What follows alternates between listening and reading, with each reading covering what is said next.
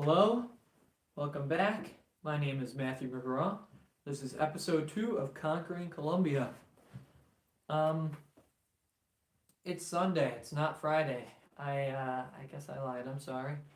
I said I'd be back Friday, and I was busy Friday buying a car. So I'm here on Sunday rather than Friday. I think I can probably be back Friday this week rather than Sunday again. But promises made, hopefully promises kept. Nobody's watching anyways, so it's okay. Somebody will be watching eventually. I promise. It'll happen. It'll happen. Today we're going to be talking about two different news stories rather than one. Um, I think that's probably what's going to be happening in the future. Last week there's like a big, huge topic with tons of information that I could talk about for hours. So it made it a lot easier to just go on and on about one topic. This week, though, we have two separate topics because I think even though they're very important topics, and I can talk about them for hours, both of them, I'd rather kind of pack it into one show. And they're both big topics that people talk about all the time in their daily lives, and it affects like millions of people. Millions.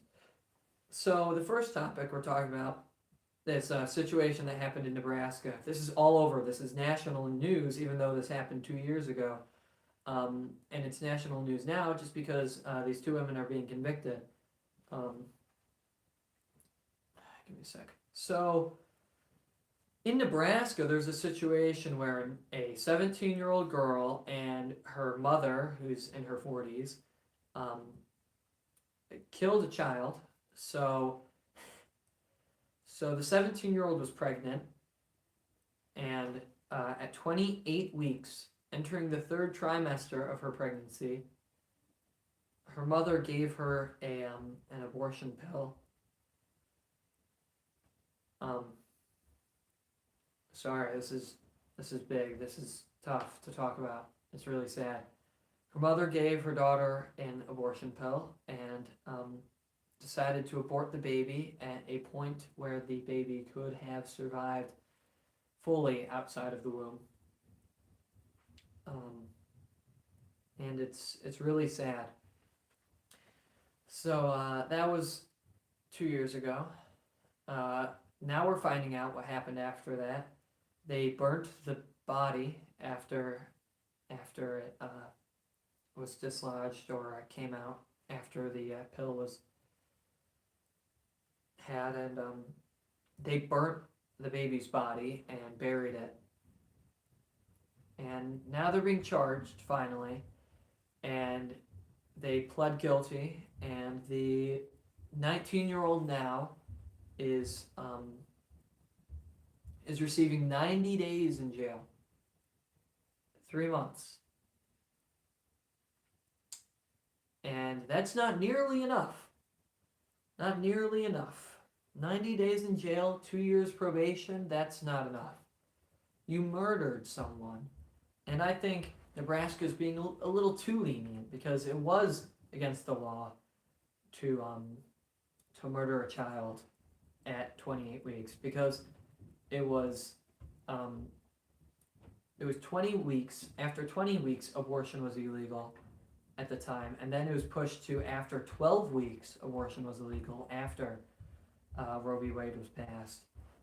And so this is illegal in all ways. You're not allowed to hide a body. You're not allowed to kill a child in Nebraska. But they're not being charged for that. They're being charged for discarding and concealing a body.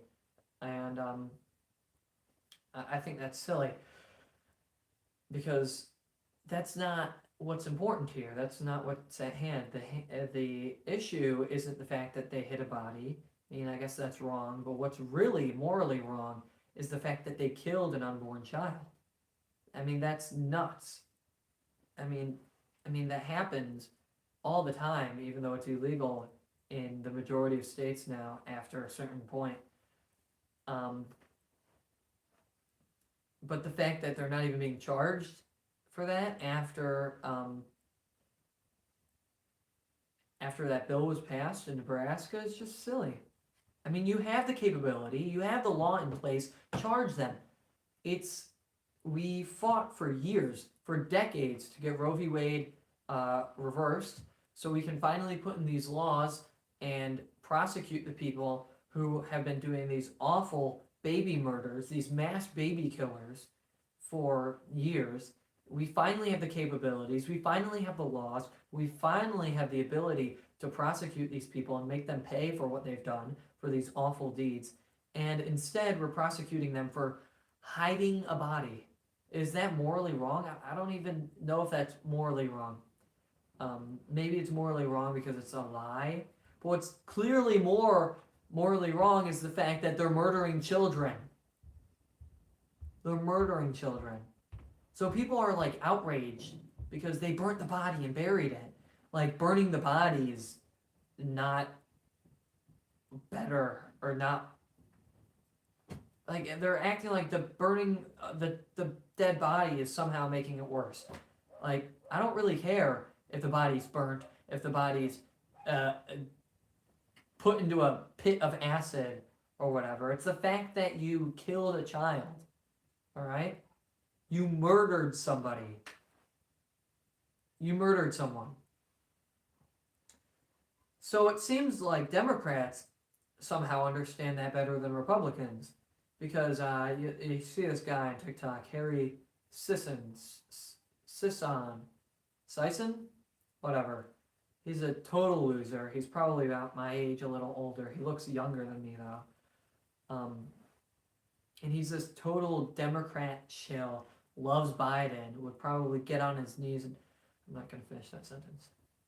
But this Harry Sisson guy is bought and paid for by the Democratic Party through some third-party app that gets paid by the Democrats to set up social media influencers, especially Zoomers, to kind of like promote their message to a younger audience.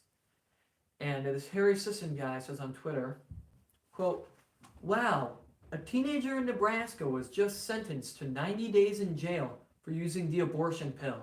This is the America Republicans want." Yeah, no, this is the America that I want.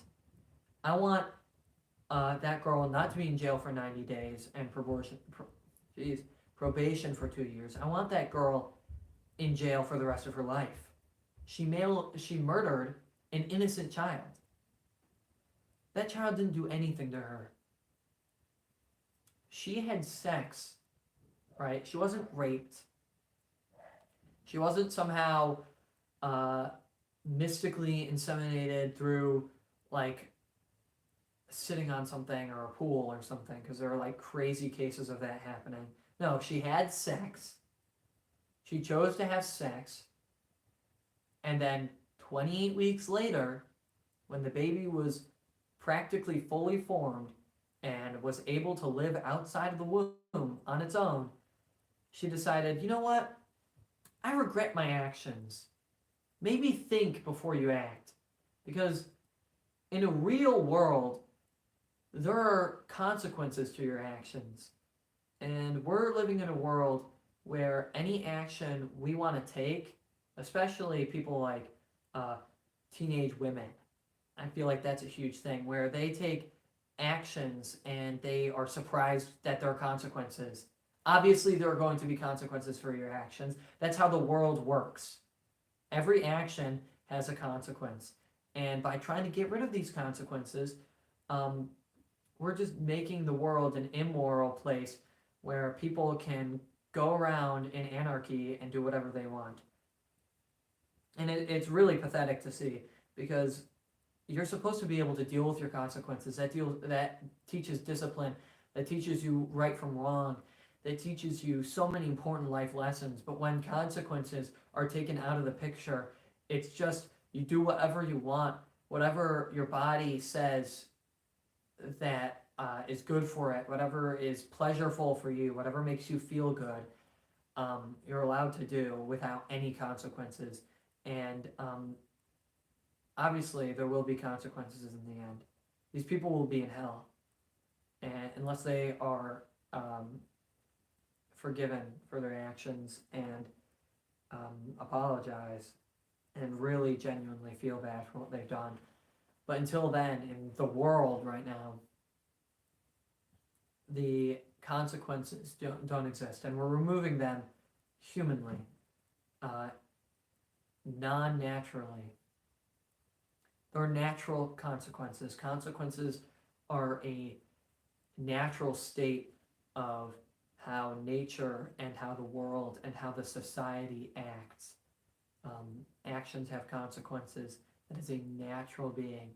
And by trying to remove these consequences, we're removing the natural, removing the process that everyone goes through in life. I mean, that's how even what some people say is anti-Christian, which I disagree with. The idea of, oh my gosh, Charles Darwin. I'm blanking. I'm sorry. What did Charles Darwin say? He was a proponent of when someone dies and shoot, I'm totally blanking on this. I'm sorry. Whatever, Charles Darwin. Whatever he said. That had to do with consequences, I guess. That's totally embarrassing that I don't remember what that is. Oh my gosh.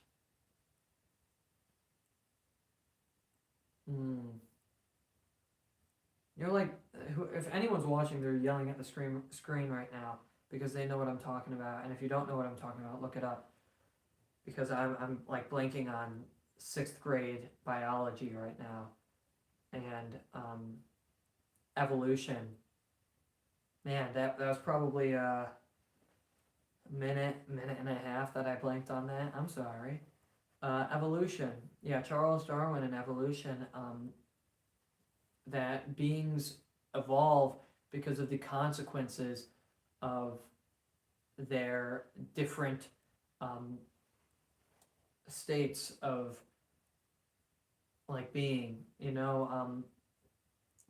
A penguin evolved from whatever dinosaurs because birds came from dinosaurs because they needed to be able to survive in the Arctic, and that was from consequences of being so far south that they couldn't survive off of flight and stuff like that. I guess you know what I mean. This whole evolution thing took me off on a weird path about consequences and how it is involved in birds, I guess. I don't know. I mean, I think you probably understand the point I'm trying to make. I never meant to go there, but basically, in this Harry Sisson thing, he talks about how this is the America Republicans want for 19-year-old girls to be in jail for 3 months because they took an abortion pill and killed a baby. And then there is a context added, because if you know on Twitter, there's readers add context, and it basically like disputes the original tweet, and it's like a function of Twitter headquarters or whatever, where they can like disagree and tell the truth or whatever. It's like a democratic fact checker or something. It's stupid, but it adds a context that basically said that that she's not in jail for using the abortion pill, but because she buried a body and concealed a body, and that's why she's in jail. And Republicans are freaking out because this Harry Sisson guy really gets on their nerves, I guess.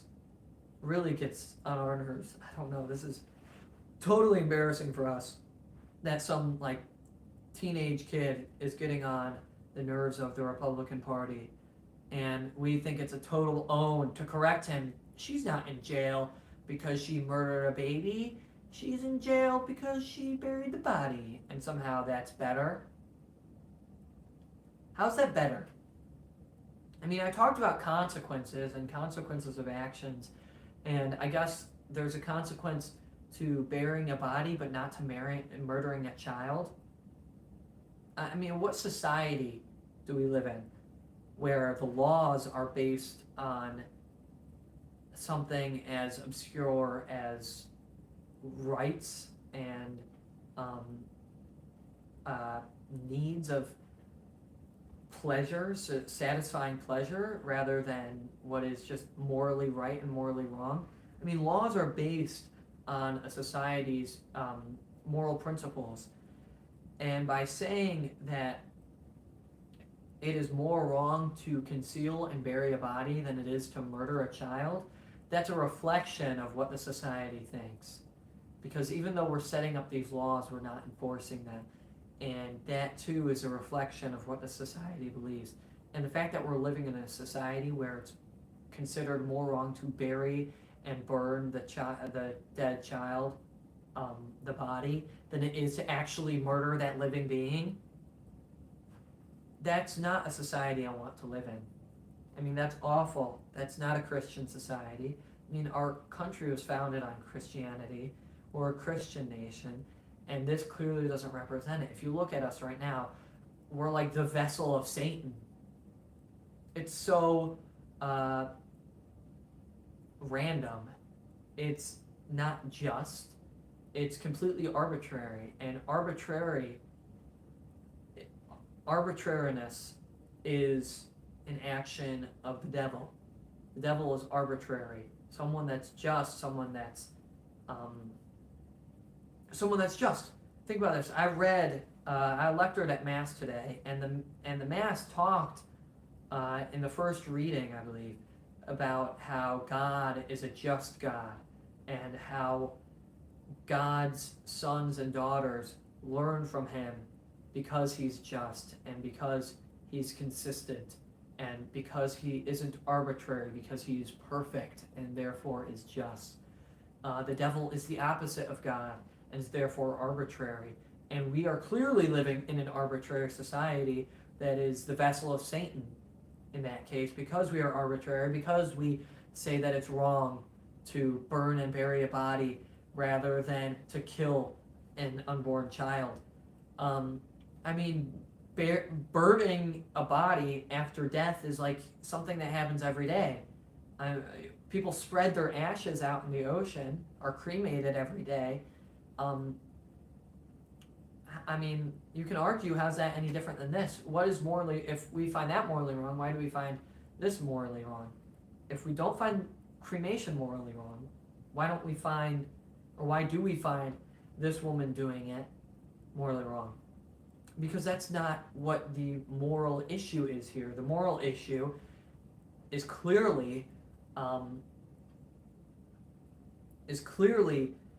the child being murdered.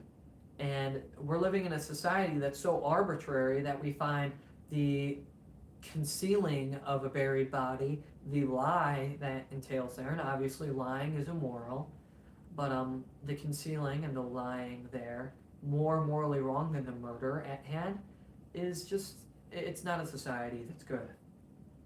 And by clarifying, by acting like it's such an own, that, it wasn't just, it wasn't because the child was murdered, it was because she burned and buried the body. That's such an own. Get owned, Harry Sisson. That's not an own. By acting like that is an own, you're justifying the society. You're furthering the principles that we know are wrong, the arbitrary principles that are being upheld. I mean, look at ourselves. We're acting like it's an own. Look at you, Harry Sisson. You don't understand our society, and that that it was actually wrong, and we think it's wrong that she buried the body. You're owned. You're an idiot. Like, Harry Sisson is smarter than you, because guess what? It should be like this, even though he thinks that's a bad thing. It should be like his worst nightmare, because guess what? If it is his worst nightmare, if it is the opposite of Satan, if it is Satan's worst nightmare, the nightmare of arbitrariness, that's God. Satan's worst nightmare, the opposite of Satan, is God.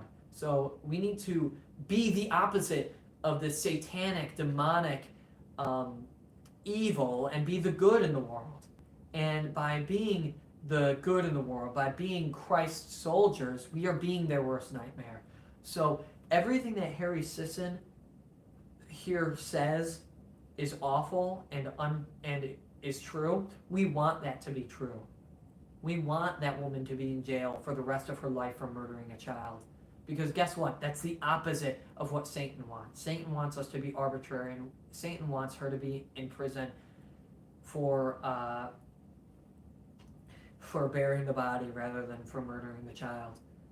Satan wants anarchy, and arbitrariness and anarchy are hand in hand. And I don't even know if arbitrariness is the correct wording or the correct pronunciation, but you understand what I mean. I think I got that point down, and how an arbitrary society is demonic, and how a just society is aligned with God and aligned with Christ. So we're going on to the next thing. I think that was good, even though I totally blanked on evolution and went off on like a tangent there. That was totally weird. I'm sorry for that. Maybe in a future video, maybe not a live stream. I feel like it would have to be scripted. I have to write about that because I have a lot of thoughts in my mind, and I try and get them out through word and speaking like I am right now. But a lot of times it's harder than you think.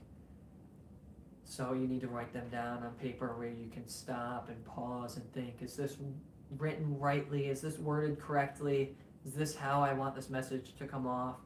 And I think today I've kind of done an okay job, except for that evolution part where I feel like I was very unclear.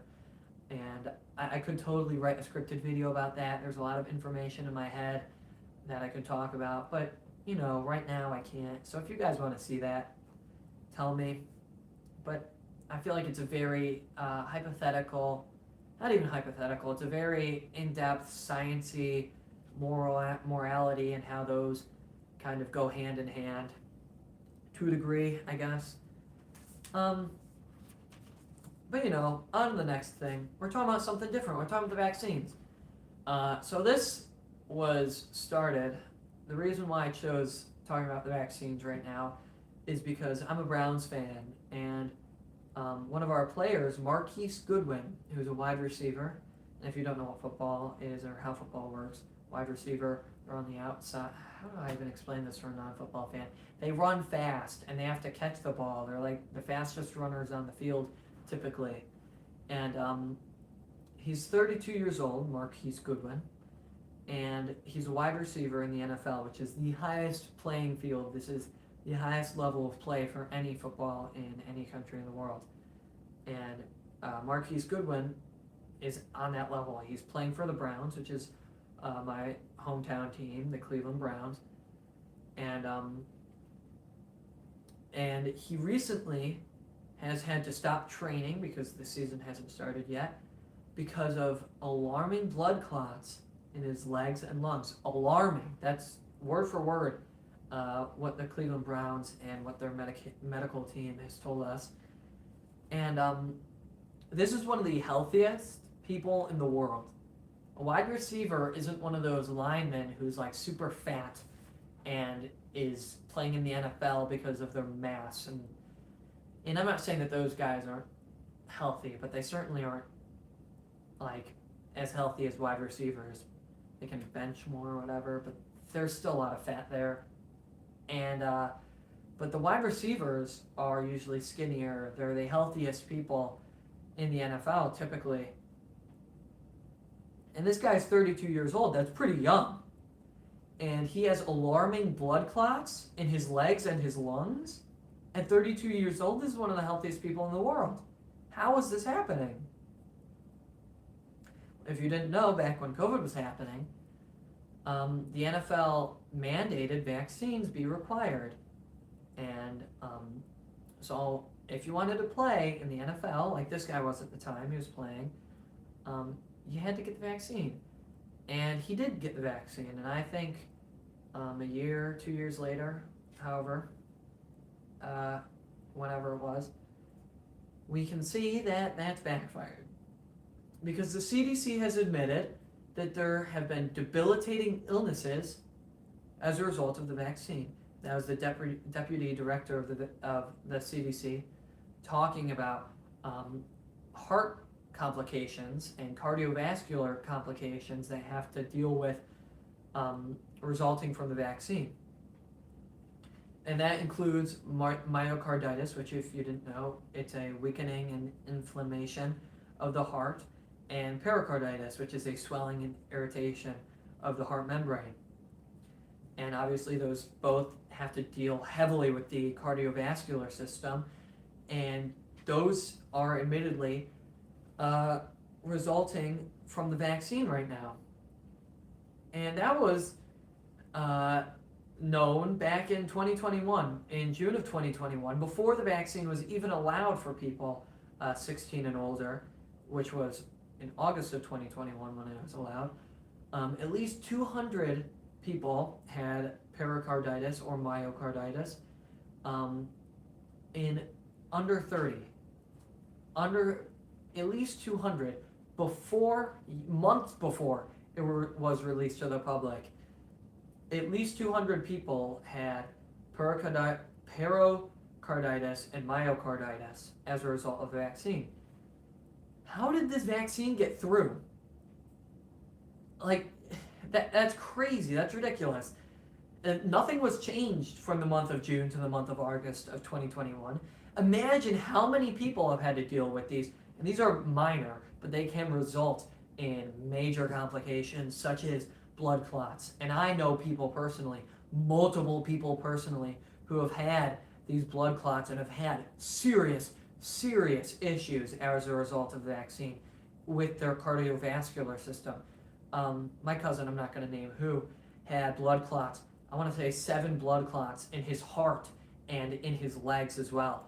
And he had to take a pause from ROTC. So he wasn't an unhealthy guy. He was an ROTC. He had to take a pause for almost a year because of these issues, and he's still recovering to this day. And I want to say that's almost a direct result of the vaccine. And he's obviously not as healthy as Marquise Goodwin, who's also had serious issues as a result of the vaccine and the blood clots happening of the vaccine.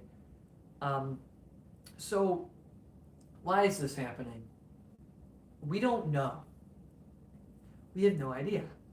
And you can say these specific things and you can do your research or whatever.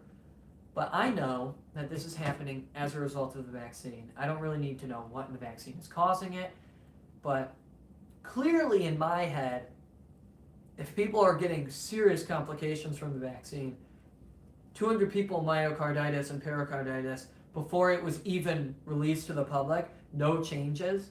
I mean, that could be millions and millions of people. And think how many of those people, I mean, tens of millions of people are having myocarditis or pericarditis. If it was 200 before it was released, and those are minor, think of those tens of millions of people. How many of them are, as a result, going to have even more serious consequences, even more serious complications due to the vaccine? Like my cousin, like Marquise Goodwin, or other people that I know, other people that you probably know too. So, yeah, how is this allowed? I'm going to go to RFK Jr. RFK Jr. is a Democratic candidate for the president, and he's one of the 2 people, I don't even know the other guy, who's challenging Biden for the nominee. And right now, it doesn't look like he's going to win, but I like a lot of what he has to say because he calls out the system, he calls out the establishment, he calls out what he thinks is wrong, and a lot of times that goes against the current thing, the current news and what people portray as right and wrong. He goes against that because that's not his personal belief. So RFK Jr. has been talking about vaccines for years and how he opposes a lot of vaccines because they don't get the long-term testing that they should. And that's really a bad thing. We're mandating, we're requiring vaccines for people, for children to get before they're even 18. They barely even have a choice to do this, and they don't even go through rigorous testing that they go through in other countries around the globe.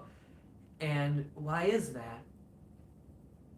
How was, for example, this COVID vaccine that I was talking about. How was that approved without all this long-term testing? We know that it had these adverse side effects. We know that it had these complications that could threaten life for millions of people in the United States. How was that approved? How was that approved by the CDC, by the FDA? How was that allowed to be practically required for almost the entire population of the United States? Well, it's because the pharmaceutical industry is the largest lobbying industry in the entire country, and I'm not talking about foreign nations. I'm talking about industry specifically. Industries in this country, the pharmaceutical industry spent $373 million on lobbying last year. That is over 150 million more. Over 150 million more than second place, which was electronics manufacturing. I don't think that electronics manufacturing is as much as a health and physical risk as the pharmaceutical industry, which is what people are directly ingesting to fix their issues. And obviously the electronics industry can have some issues, like we saw from, I want to say, the Galaxy or whatever it was back in the year. I don't know, that could be wrong, don't sue me for that. Back in the day, when those, the Note 9, Note 10, Note 11 or something like that, they're blowing up. That was very minor. That was like, barely even anyone remembers that. And phones don't blow up every day, but people are hurt by vaccines. People are hurt by medications every day that are passed because the pharmaceutical industry spends $373 million every year to lobby Congress and to lobby senates and stuff across the nation. So there's a reason why they're spending that much money. It's because they can make so much in profits off of the damage and the death and the hurt of innocent Americans and Americans that don't know what they're getting into, who are trusting their doctors, who are trusting the government. And I'm not even going to get into how the doctors are also paid by the pharmaceutical industry to do testing, to test their vaccines and stuff, and to promote their other products, and are paid millions for that. Because that's a whole nother level of corruption outside of the government. But the government itself has lobbied $333 million from the pharmaceutical industry every year, or at least last year. And that's because the profits are so high, like I was saying. And there's so much to win here. It's high risk, high reward, and they're mitigating the risk by spending the rewards on lobbying. Because if they weren't spending their profits on lobbying, those risks would be much higher, because the government wouldn't be covering up, the government wouldn't be allowing, there would be lower rewards even if the government didn't permit these untested vaccines to go through. And you see this stuff all across the United States. This massive industry is huge. I mean, talk about the oil and gas industry. The pharmaceutical industry hurts Americans much more on a day-to-day basis and spends more than the oil industry on lobbying, even though the oil industry is obviously massive. The pharmaceutical industry spends more, and the people in Congress are in bed with the pharmaceutical industry because they're spent that much on campaigns, on lobbying, on donations, stuff like that. And you look at, even TV shows that are meant to criticize this lobbying and this embeddedness of the corruption of Congress and of the federal government and even state governments. You look at House of Cards, you can see direct criticism of the energy industries, of nuclear energy, and specifically of the oil and gas industries, and how they spend so much on lobbying and how they try and control congressmen. but they didn't even address the pharmaceutical industry. They might have addressed it minorly, but not nearly as much as the oil industry. And that's because the pharmaceutical industry at this point is untouchable. It's so large, there's so much money involved, it's so centralized now. I mean, there used to be so many more companies. All these industries have gotten so much more centralized over the last few decades, except for the oil industry, which has been centralized for like a century. And I mean, you look at the military-industrial complex and military contractors. There used to be thousands of them, and we had to contract thousands to produce so many different types of weapons. Now it's just like a handful. It's the same thing with the pharmaceutical industry. There used to be so many different companies, and we used to be able to trust them more, but they've gotten so centralized that they're able to lobby at so much higher rate and damage Americans at so much of a higher rate. And it's a really sad thing that we live in this society, in this government, where that is an issue that's talked about but is never really acted upon. I feel like every single candidate for president nowadays, every single one talks about trying to decorrupt the pharmaceutical industry, the oil industry, and all these other lobbying industries, and they never end up doing anything. I mean, Trump tried, Biden tried. I don't like Biden, but he did. I mean, he tried to decrease the price of insulin or whatever, but that ended up not working. I mean, the reason why is because these industries they practically own our country at this point.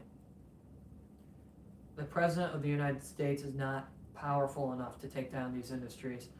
And that might be an argument for an authoritarian government. A lot of people, a lot of Republicans don't want to hear it, but an authoritarian government can make sure these industries aren't taking advantage of the government and of the people and are actually put into their place. And a libertarian government can't really do that. A libertarian government relies on these industries like our current government does. And I'm not saying our current government is libertarian in any way. It's very centralized towards the top, but still it's not powerful enough to deal with these industries, and that just shows you the power of the pharmaceutical industry. Yeah, I think that was a good show.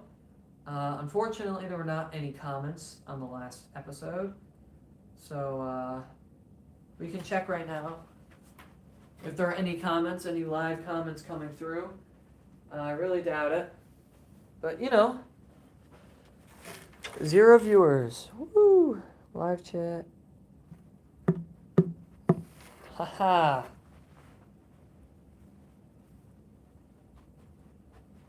Nothing. That's really sad.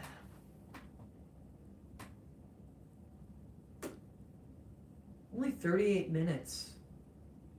Last episode was an hour and 20. 38 minutes? Maybe we need more topics, but I feel like I'm going to run out quickly then. I don't know. Maybe when I get comments, please. Maybe when I get comments and emails and stuff, I can talk about that stuff. You know what I can talk about? Because this is really coming up. If you're in Ohio, vote yes on issue 1, and I'll talk about this next week. I'll write that down. We were talking about abortion earlier in Nebraska. If you live in Ohio like I do, vote yes on issue 1, because issue 1 is a direct way to stop an attempted abortion amendment that the Democratic Party wants to pass in Ohio to protect women's rights.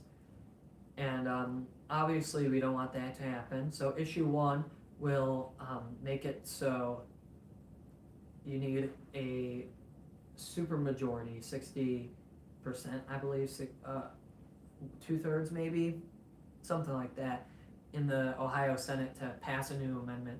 Right now, Ohio has, I want to say, 190 amendments, something like that. That's insane. That's crazy. I mean, we have 27 amendments on the federal level because we have that supermajority.